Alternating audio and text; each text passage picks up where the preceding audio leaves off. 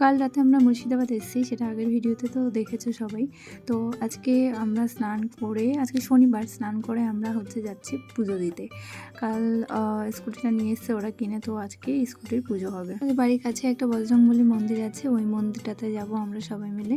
Weather তো একবার বৃষ্টি হচ্ছে, একবার রোদ হচ্ছে, জানি না কি হবে, আকাশ নিজেই জানে না। যাই হোক, আমরা বেরিয়ে গেলাম। যখন আমার স্কুটি কেনা হয়েছিল, স্কুটি কিনে যেদিন বাড়িতে নিয়ে আসি সেদিনও বৃষ্টি, মানে বাড়িতে ঢোকাচ্ছি সেদিনও বৃষ্টি, ব্যাস। তারপর দিন সকাল থেকে তো এতটাই বৃষ্টি শুরু হয়ে গেছিলো যে প্রায় 7 থেকে 8 দিন আমরা ঘর থেকে বার করতে পারিনি। বৃষ্টি কমার পরে তারপরে গেছিলাম পুজো দিতে। আমরা এখানে একটা ফুলের দোকানে দাঁড়ালাম ফুল নেওয়ার জন্য, ঠাকুরকে দিতে হবে, তারপরে পুজোর জন্য তো লাগবেই। আরও যা জিনিসপত্র লাগবে সেগুলো কিছু কেনা হয়েছে, আর শুধু এখন নেওয়া হচ্ছে মিষ্টিটা। তো মিষ্টিটা রিকদার শেখর নিচ্ছে। আর যে আমরা মন্দিরে চলে এসেছি, এসে ওনাকে বলা হয়েছে যে পুজো দেওয়া হবে গাড়িতে। তো উনি আগে, আমরা যেহেতু সবাই উপোস আছি, তাকে আমরা অঞ্জলিটা দিয়ে নেব। ঠাকুরমশাই এই যে ঠাকুরকে মালাটা পরিয়ে দিল, আর মন্দিরটা এখন ফাঁকা আছে। আমরা তো এসছি 12টার সময়। আর বজরংবলী মন্দির বলো, এখন যে মন্দিরে বলো, সকালবেলার দিকে খুবই ভিড় হয়। পুজো দিতে আসা মানে খুব চাপ হয়ে যায়। আমরা ঠিক টাইমে এসি ধরতে গেলে, এখন বেশ ফাঁকা আছে। আর এই যে বজরংবলীর সুতোটা সবাই বেঁধে নিচ্ছে। আমাদের ফ্ল্যাটের কাছে একটা বজরংবলী মন্দির আছে, খুব ভিড় হয়। আমি মাঝে মাঝে ভাবি যে সকালবেলা এখানে আসবো, কিন্তু ভিড়ের জন্য আর সত্যি ইচ্ছা করে না। এই যে আমিও বেঁধে নিয়েছি সুতোটা। আমাদের অঞ্জলি দেওয়া হয়ে গেছে, এবার হবে গাড়ির পুজোটা। ওখানে নম্বর দিলে হবে তো, তখন আমিও কন্টাক্ট দিব। রাত কথা বললে বোঝে না সারা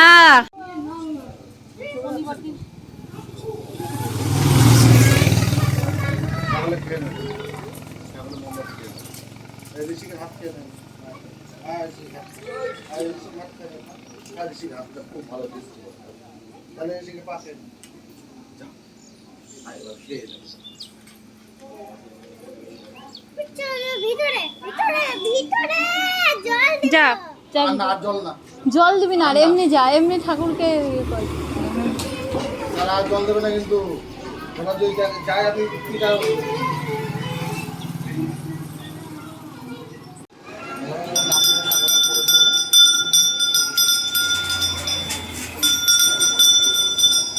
আবার জলে রাখি। আচ্ছা বাড়ি যা, দারুণ লাগছে। আকাশটা দেখ, সারা আকাশটা দেখ কি সুন্দর। সুন্দর লাগছে না। আমাদের পুজো কমপ্লিট হয়ে গেছে, এবার আমরা যাচ্ছি একটা নিরামিষ খাবার খাওয়ার জন্য, একটা নিরামিষ রেস্টুরেন্টে। তো আমরা এদেরকে নামিয়ে দিয়ে আমি আর পূজা যাব। আজকে বিপত্তারিণী পুজো আছে, ওই জন্য বিপত্তারিণীর পুজোটাও মানে অঞ্জলিটা দেবো, যেহেতু আমরা উপোস আছি। তো ওদেরকে নামিয়ে দিয়ে আমরা বিপত্তারিণী পুজোটা দিতে যাচ্ছি। অঞ্জলি দিয়ে এসে তারপরে আমরা খাবো।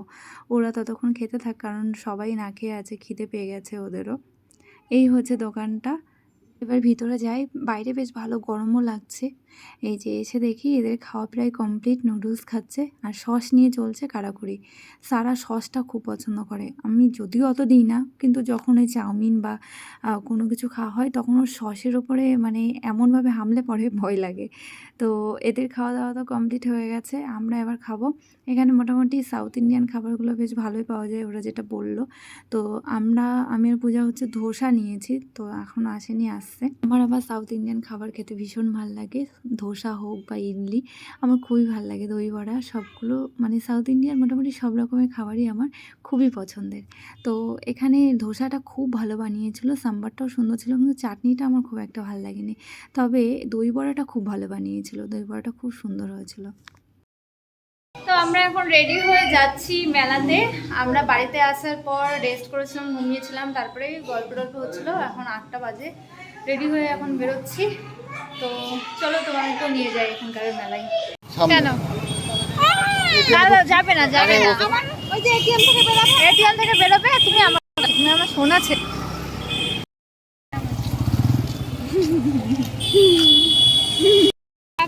সামনে দাঁড়ায় না। তো আমরা মেলায় যাওয়ার জন্য বেরিয়ে গেছি, ওরা এটিএমে গেল, তাই দাঁড়ালাম আমরা।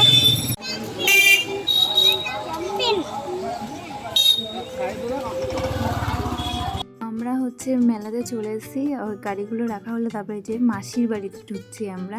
এখানে ঠাকুর রাখা হচ্ছে, ঠাকুরটা দেখে আসলাম, ভিতরে ভিডিও করা হয়নি। আর সারা ঋষি করছে, এই যে জাম্পিংয়ে উঠেছে। এগুলো দেখলে বাচ্চারা এত আনন্দ পায়। অবশ্য বাচ্চাদের কথা কি বলবো, আমাদের যদি এরকম কিছু সুযোগ দেওয়া হয় আমরাও হয়তো ওগুলো ছাড়বো না। কলকাতাতে আছে একটা জাস্ট জাম্পিং বলে, ওখানে যাওয়ার ইচ্ছা আছে। টিকিটটা খুব এক্সপেন্সিভ, ওই জন্য সেইভাবে যাওয়া হয়ে উঠছে না। অবশ্যই যাবো একদিন। আর এই যে নাগরদোল্লা, কথা হচ্ছিলো নাগরদোল্লায় উঠবে সবাই, কিন্তু দেখা যাক, মেলা ঘুরে নিয়ে আগে।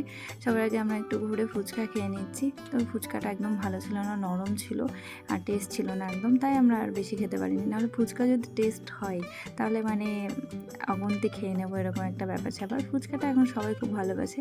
এই লঙ্কা ঘোরানোর মানে লঙ্কা কাটার মেশিনটা বেশ ভালো লেগেছে। তো ফুচকা খেয়ে একটু মেলাটা আবার ঘোরা শুরু করেছি। বাচ্চাদের জন্য কিছু একটু খেলনা টেলনা কিনবো। তবে একটা জিনিস দেখলাম, এখানে মেলার মানে বেশিরভাগ জিনিসের দাম এত কম, মানে যেটা আমাদের ওইদিকে মেলা মানে জিনিসের দাম প্রচণ্ড বেশি। এখানে এই পুতুলের সেটটা না 60 টাকা নিল মাত্র। মানে আমি দামটা শুনে নিলাম, সারা বললো পুতুল নেবো, তো দামটা শুনে আমি বললাম ঠিক আছে নেই। এই জিনিসটাই আমাদের ওইদিকে মেলায় কম করে 150 থেকে 200 টাকা বিক্রি হয়, তার বেশি ছাড়া কম না। আমি তো কম করে বললাম। তারপরে আমি এই যে ড্রাগন ট্রেনে উঠবো, আমার খুব ভালো লাগে। কেউ উঠতে চাইছিল না, আমার খুব ভালো লাগে, তো সবগুলোকে জোর করে ওঠানো হচ্ছে। শেখর পূজার ওদের ইচ্ছা ছিল নাগরদোল্লায় ওঠায়, আর রিকদার প্রবলেম আছে, নাগরদোল্লায় উঠতে পারে না, ভয় মানে বমি টমি হয়। আমারও খুব ভয় লাগে। উঠেই হাসলাম, তার কারণ হচ্ছে একটা বাচ্চা এসে টিকিটটা রিকদাকে দিচ্ছিল, ভাবছিল হয়তো মানে রিকদা হচ্ছে টিকিট চেক করে। তো এই যে মানে ড্রাগন ট্রেন চলা শুরু করে দিয়েছে। তো এখানে আমাদেরকে এতবার ঘোরাচ্ছিল যে ঘোরানোর বন্ধ হচ্ছিল না। আমরা এটা নিয়ে হেসে পাগল, যে কি ব্যাপার, আর কি ভুলে গেছে যে ট্রেনটা চলছে। অনেকবার, প্রায় 14 থেকে 15 বার ঘুরিয়েছে। যাক, মেলা ঘোরা শেষ হলো। একটু বাদাম নেওয়া হয়েছিল, বাদাম নিয়ে আমরা এখন যাচ্ছি প্রসাদ খেতে। এক জায়গায় ইনভাইট আছে, তো সেখানে আমরা চলেও এসেছি। এই যে প্রসাদ খাওয়ার জন্য বসে গেছি সবাই মিলে।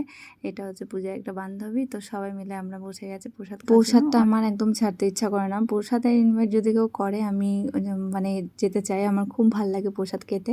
আসলে প্রসাদের যে টেস্টটা, সেটা বাড়ির রান্নাতে বা রেস্টুরেন্টের রান্নাতে কোনো জায়গায় খুঁজে পাওয়া যায় না, এতটাই সুস্বাদু হয়।